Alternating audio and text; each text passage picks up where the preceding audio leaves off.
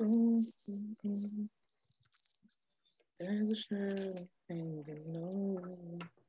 right, here we go. All right, we just waiting notification. Boom. Okay, boom. And we are live. I want to thank everyone for tuning in to another edition of Off the Record on the People's Podcast this evening. We have an incredible guest with us, one who's going to give us some amazing information as well as inspiration, and that is none other than the statistician, Mr. Kellen Parham. How are you doing today, sir? I'm doing great. How are you doing? I'm doing great as well, man. And for those who are watching and tuning in on Facebook, can't wait to put this on YouTube.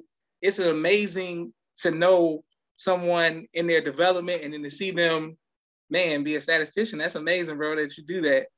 Yeah, we've come a long way, from you pretending to try to cross me up in the driveway, in my driveway, and we shoot hoops. To all those. How did you get into your field? So I mean, it's kind of like a long journey in a sense. Well, growing up, I always wanted to be like an electrical engineer. Okay. But once I got to like 7th, 8th grade, I was introduced to like computer programming.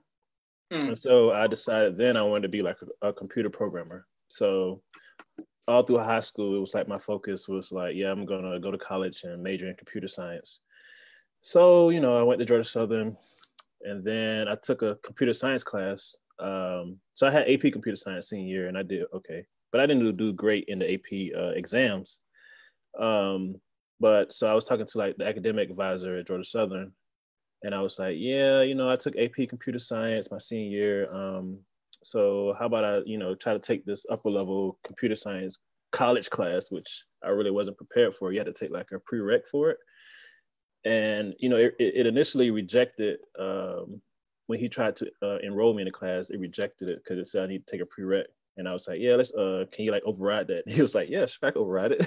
So here I am, like, in this whole unfamiliar environment where I'm like the only Black kid in class. And I'm also 18 years old, and everyone else in the class is like juniors and seniors. So, they're like, further along in their academics. And so it's like everything I learned my senior year in AP computer science, I learned it like the first week in that class. And then after that, it was like all downhill. And so long story short, I ended up getting an F. And I changed my major to undeclared, but I still had a love for like math. And math being like, it was still part of computer science. Like I still had to take math classes anyway for computer science. So I wasn't like behind or anything. So I just ended up switching my major to math. And I had a long undergrad experience, lots of years, extra years. And eventually, like the year I was graduating, I had a conversation with he's like the dean of the math department, I think. He was like in charge of like the whole program. So he spoke with me. He was like, hey, have you ever considered going to grad school? And I was like, nah, not really. Because I was pretty much ready to just be done with school altogether. And so we had this long conversation, and I was like, okay, maybe, I consider it. And it was like, another option that I have that I felt like I didn't have any other options. And so I ended up applying. I was accepted, and I decided to do like statistics as my concentration. So my major was mathematics, but my concentration was in statistics. And I enjoyed it because it wasn't as abstract. I feel like math field in general was like, you ever watch like those movies where it's some type of like physicist or mathematician writing these long equations on a board? It was it was classes like those. And it's like, man, I dreaded that stuff. But statistics itself was more like applications. It was like, you do a bunch of calculations and formulas and stuff. It was, pretty much up my alley. And so I ended up doing that. I did good in that. And fortunately, I applied for like 1 million jobs. Only got like maybe like 1 or 2 callbacks. And the job that I have now is the job that I actually got after grad school. And it's been great ever since, I guess. So it's a lot more details to the story, but it's not enough time, I feel like, to go deep into whatever. That's wonderful, man. And I'm happy for you. And so many people showing you love in the comments. Both of my sisters, Mimi and Naima, both say peace. Peace, Naima, peace, Mimi. And then Boom. Okay, so everybody's like, share. I can't wait to put this on YouTube. And thank everybody who like, share, and subscribe. My next question for you is, what advice would you give to? You said you were one of the only Black students in the in my class. In the class. So what do you like? You know, I've interviewed quite a few people, but a statistician. What advice would you give people who may want to go into that field? I think to go, I would say, well, I would say that you need to have, like, if you're in class, I feel like just in class and period, if you go to college, right? Try to build some type of, you know, network amongst your peers, like especially your classmates. Because I feel like one of the things that helped me the most was actually reaching out and communicating with the people in my class. And there's a lot of students, like when you look around and you see people raising their hands, answering questions, you're like, man, these people like they know the information. Like they may know something that you don't know. And it's like me, I was always the type of person that I always kind of like kept to myself, and I try to like handle all of my problems alone, which is, you know, one of my biggest downsides. But, you know, once I've, you know, learned how to actually communicate with the people in my class, and then I started realizing like, yo, these people have like study sessions. Like they had this classroom that was just dedicated to studying, that was in our math building, where they would literally be in there to like 2 a.m, just going over like the work that they did in class or all the homework. And it's like, you know, even if you may not know the information completely, you know, it's still a great resource to have where you could just like, you know, don't call it cheating or nothing, but you know, you have these homework assignments and you all work together to get these answers. And it's like, you know, next thing you know, your grades are getting a lot better. Like you're retaining a lot more information. And it's stuff that you may not even know. And it's just like, you know what? I appreciate you giving me these answers right now, you know? So it's like, I ended up spending a lot of time in the math building, like all night. Like I pretty much like stopped doing everything. Like I stopped hanging out with friends. I stopped partying. I stopped, you know, doing all the social things that I always was doing. And I reduced the amount of hours I had at my job at the time. And I just ended up spending a lot of time in the math building. And also outside of that, having this type of relationship with your instructor. So it's like, you know, you have a conversation with them after class. You have, you know, the office hours, you go to the office, you know, if you have questions about things, you know, just make sure you show your face and you ask them, you know, you talk to them and discuss them. And it's like, if you may be struggling in the class, you find yourself borderline, you might find yourself borderline C or D. Or you may be borderline where in grad school you need like a 3.0 to maintain at least a 3.0. So you might be borderline or something in the class. And it's like, well, maybe the teacher might, you know, try to work with you into a certain capacity that they can and be like, okay, yeah, I'm willing to give this person, you know, extra credit or, you know, boost their grade a little bit, some kind of form of way, because I mean, that helped me as well too in undergrad, especially. And it's just, you know, outside of that, it's also just not giving up. Even whenever you feel like everything is up against you and you may have you feel like you dug yourself into a huge hole, but even then it's just like, you know, just staying focused or getting more focused and just, you know, keep pushing forward. So I mean, okay, great. Yes, sir. Wonderful. Okay, my sister Mimi says the statistics is the most difficult course she took in undergrad and in a grad school. She admires your skills. Thank you very much, Mimi, for that. My next question for you is, what's your favorite memory of reading? Oh man, you know, when I actually found you on Instagram, I remember how it'd be like me, you, and I think Leonard, and I think FD was with us. It was one night. I think it was all of us. It was one night we were in my dad's car, my stepfather's car. He had like a blue Lumina or something. I forgot what kind of car that was. And we didn't really have anywhere to go. We were just like riding around. We went to, I think, North DeKalb Mall. Because that was something that could be like a late night hangout spot for like high school teenagers or something. And it was And then it was like, I ran into a guy up there that I knew. I don't know if he went to Redan or I knew him from like middle school or something, but he was like, yeah, man, they got this party somewhere. And I was like, all right. So we just all like hopped in the car, and I swear we was like riding, and it was like 10 cars deep. Like it was like people I didn't even know. We were just riding around that whole night, just like go and find this random party. And I was like, man, like that night really stuck out. But I mean, as far as reading, I guess academics wise, I don't know, it's a lot, you know, baseball, graduating, being done. School was always a competition. I feel like I don't know. I'm like one of those super competitive people. Like even with school and classes, it was like I was always competitive. I always want to be the first person done with homework or schoolwork in the extra class. And graduating, top 10% was like one of those things. It was like, yeah, I graduated top 10%. Or we'd be at like we'll be at the cafeteria table. You know how the smart kids sit at one table. So it'd be like Carmen, you know, all the rest of the nerds. So we'd just be there hanging out. But yeah, it was pretty cool, man. Okay, hold on. I'm coming back to that because Mimi said that you all were a whole crew. She forgot about FD. I forgot about FD too, Mimi. FD. I was just talking to FD today because UGA just won a championship. So him and his wife, they're like huge UGA fans. So yeah. That's cool. Okay. And you graduated top 10%. I didn't know that, man. That's good, man. Genius. Yeah, that's man. good. I had 3.5. I was a student athlete. And baseball. Okay, now basketball. I remember you from your crossover. I never saw you play baseball though, but like. Yeah, I played 1 year. See, I was better in basketball when it came to street ball. But when it came to organized ball, I was terrible. So I only made JV in 10th grade. Like I got cut 9th grade. I got cut from the 8th grade basketball team. I didn't make that team in 8th grade. I didn't make it in 9th grade.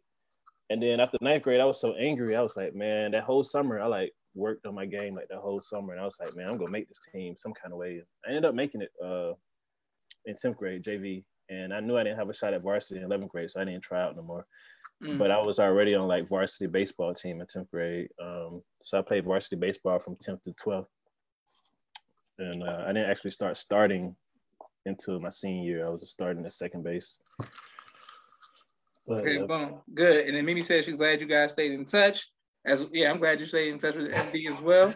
What has been your greatest trial in life, and how have you overcome that trial?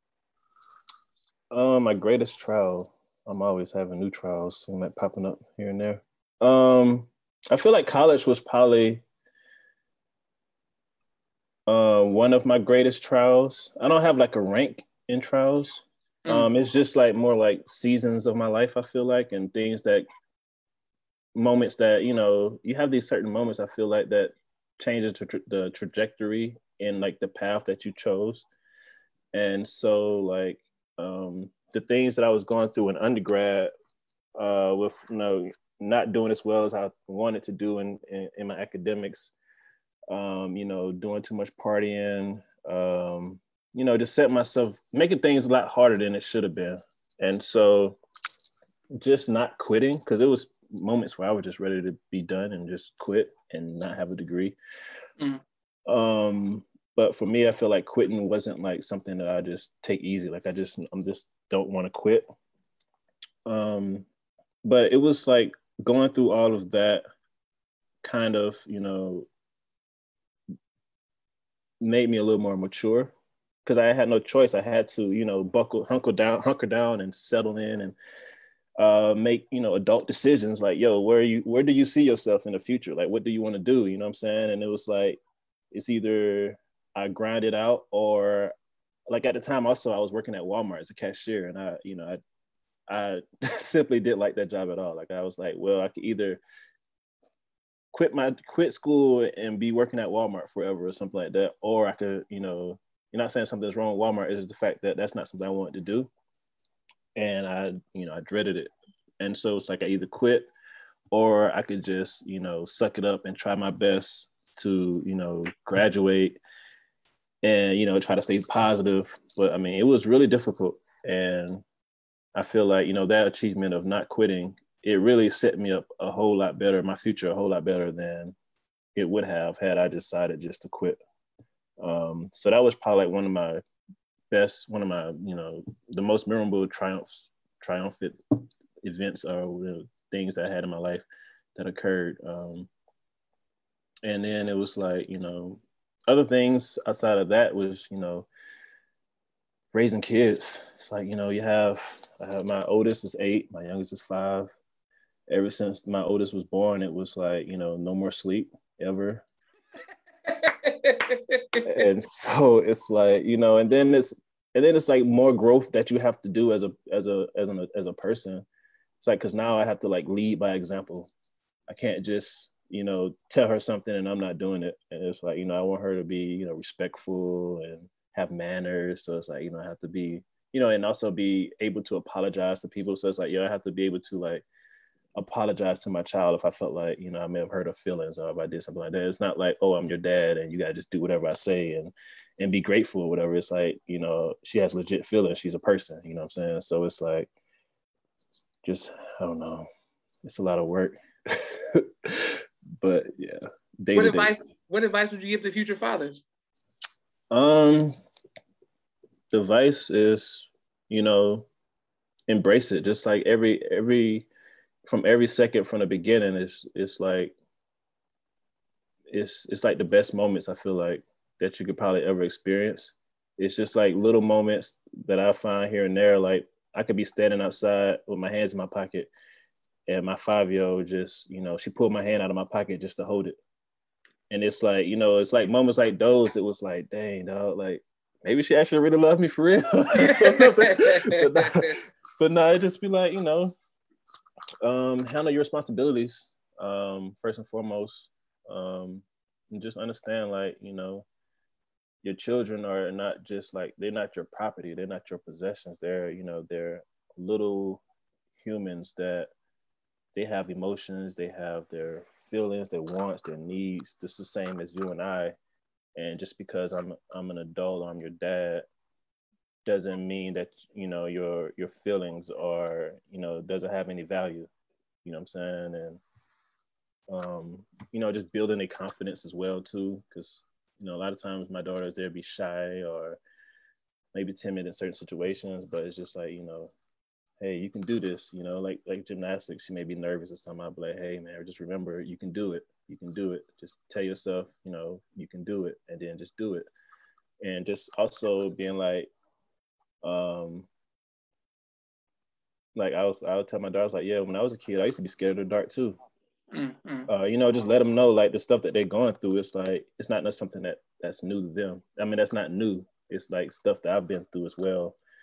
Or even if I'll be like, yeah, dad'd be scared too. Or, or I'm like, like she may not want to do her schoolwork or because she might think it's too hard. I'd be like, well, my job is hard sometimes too. So, I try to do my best. And that's the, the thing that you have to do is just try to do your best that you can.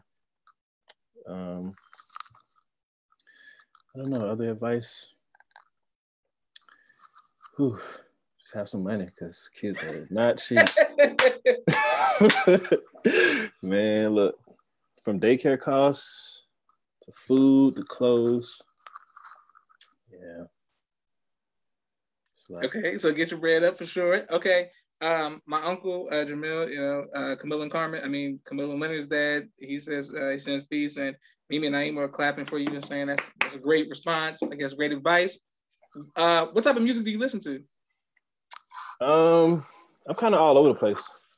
I love, a lot of good Atlanta trap music, of course. Okay. But recently, I've been listening to a lot of, let me actually go to my phone. Man, I have that Adele new 30 album. Yeah. It's really good. Absolutely. I bought that on vinyl. Do you buy it just like for decoration, or you like actually listen to it on vinyl? I actually listen to it. That's that. Yeah, it sounds good. I bought I think it's like a Amazon exclusive edition. It's like all white. Like the vinyl is white. It looked like a sunny side up egg. I've been recently listening to a lot of this band called Black Pumas.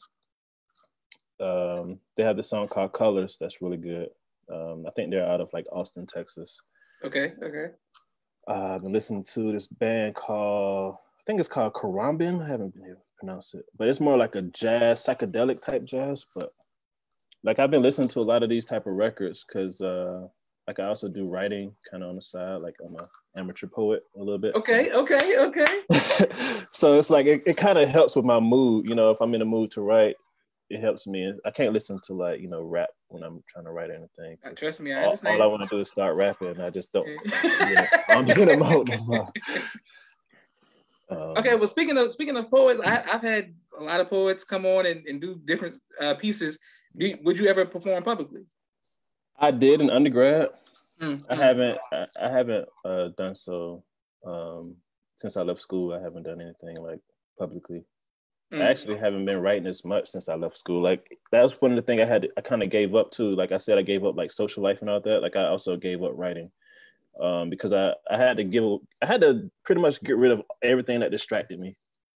And like I just like I kind of use writing as was like an outlet as to overcome whatever depression that I was going through, and as a distraction to take myself away from like the real world. So it's like I didn't want to get lost into the writing and just be neglecting math, because math was getting on my nerves so much. But yeah. Okay, great. And thank everyone who continues to like, share, and subscribe to the People's Podcast. One last question for you, Mr. Kellen Parham, sir. What do you want your legacy to be? Wow, I never really thought about that. Honestly, I feel like I don't want to say I want somebody else to just define it, but I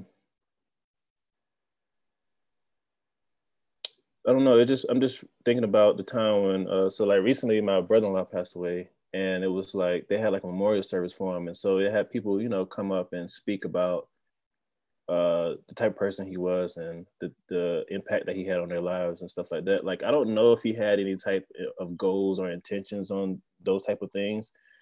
And I feel like a lot of times people's legacy is based on somebody else's perception of who you were or how so your legacy may be different based on who you speak to or something, but I never really thought about it. I just honestly just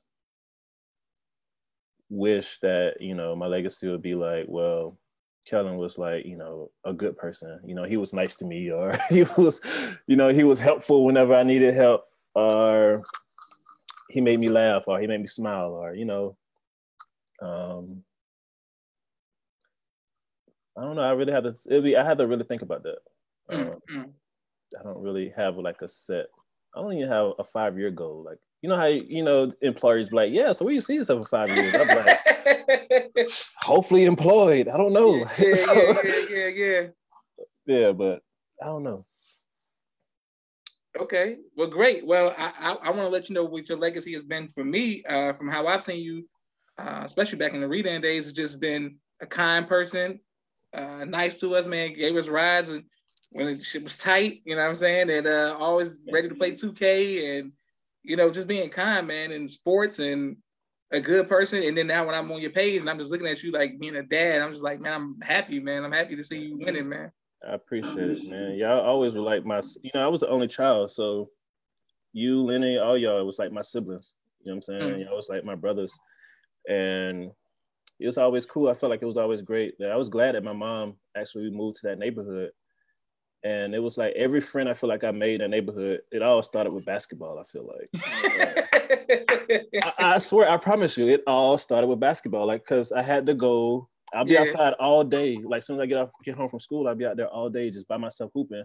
And it's always like FD used to get off the school bus and he'll walk past my house and he started talking junk. Like, he was like in middle school and I was in ninth and he was in eighth.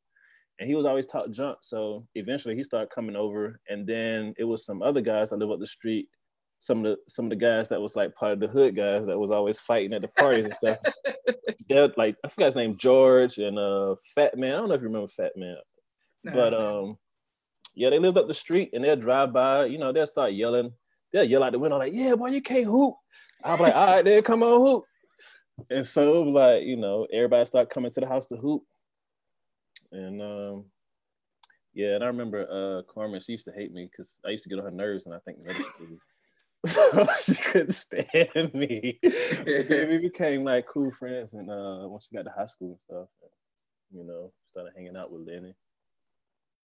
Yeah, it was good times, fun times.